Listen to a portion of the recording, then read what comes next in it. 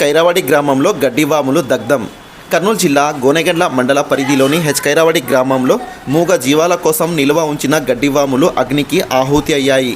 గ్రామానికి చెందిన చాకలి శ్రీనివాసులు, భీమారాయుడుకు చెందిన 4 గడ్డివాములు దగ్ధమయ్యాయి. స్థానికులు కడవల సహాయంతో తీవ్రంగా శ్రమించడంతో పక్కన ఉన్న గడ్డివాములకు వ్యాప్తి చెందకుండా స్థానికులు రక్షించారు.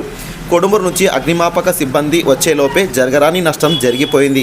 రైతు చాకలి సీను భీమారాయుడు మాట్లాడుతూ అగ్ని ప్రమాదంలో గడ్డివాములు తీవ్రంగా కాలి బూడిదగా మారాయని, గడ్డి విలువ సుమారు 2 లక్షల వరకు ఉంటుందని తమను ప్రభుత్వమే ఆదుకోవాలని కోరారు.